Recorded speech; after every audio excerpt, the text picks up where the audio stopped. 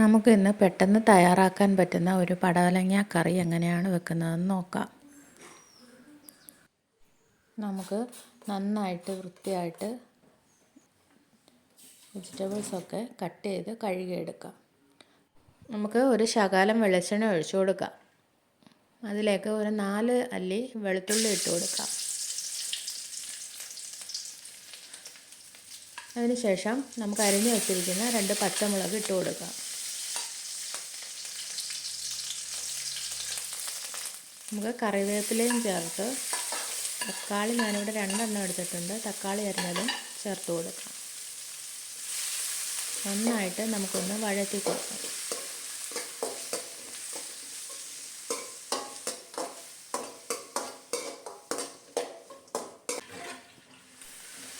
നമുക്ക് ഒരു സവാള അരിഞ്ഞത് ചേർത്ത് കൊടുക്കാം.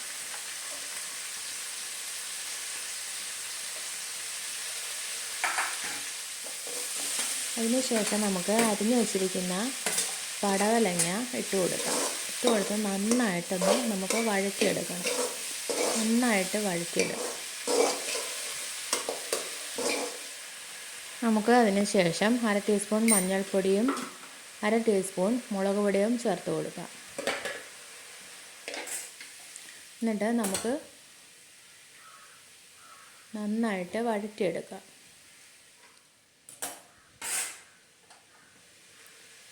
അതിനുശേഷം ചെറിയ ചൂടുള്ള വെള്ളം നമുക്ക് ഒഴിച്ചു കൊടുത്ത് നമുക്കത് നന്നായിട്ടൊന്ന് വേവിച്ചെടുക്കണം. നമുക്ക് അടച്ചു വെച്ച് വേവിച്ചെടുക്കാം. ആ സമയം കൊണ്ട് നമുക്ക് ഇതിനുള്ള അരപ്പ് തയ്യാറാക്കാം. നമുക്ക് അരപ്പ് തയ്യാറാക്കാനായിട്ട് 1 മുറി തേങ്ങയും 1/2 ടീസ്പൂൺ ചെറിയ ജീരകവും എടുത്ത് നന്നായിട്ട് പേസ്റ്റ് പോലെ ഞാൻ അരച്ചെടുത്തിട്ടുണ്ട്. നന്നായിട്ട് അരച്ചെടുക്കണം. അതിന് ശേഷം നമുക്ക് കറി കഷ്ണം വെന്തോന്ന് നോക്കാം.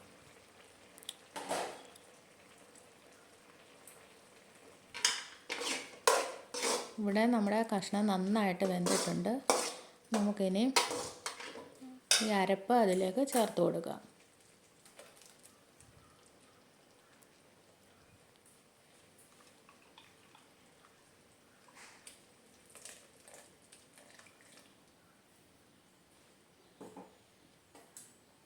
നന്നായിട്ടൊന്ന് മിക്സ് ചെയ്ത് കൊടുക്കാം.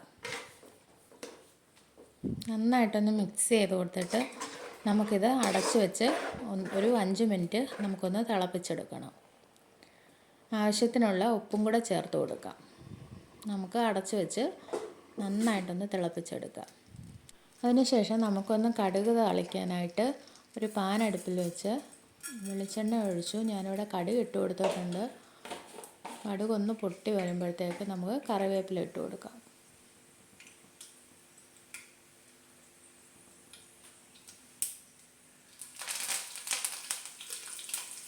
കറിവേപ്പിലയും വറ്റൽമുളകും ഇട്ട് കൊടുക്കാം.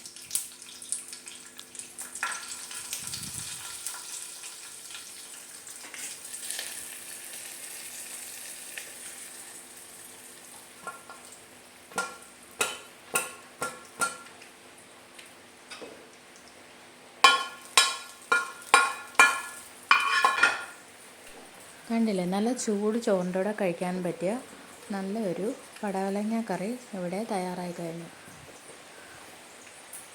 എല്ലാവരും ഇതുപോലെ ഒന്ന് ട്രൈ ചെയ്ത് നോക്കണം.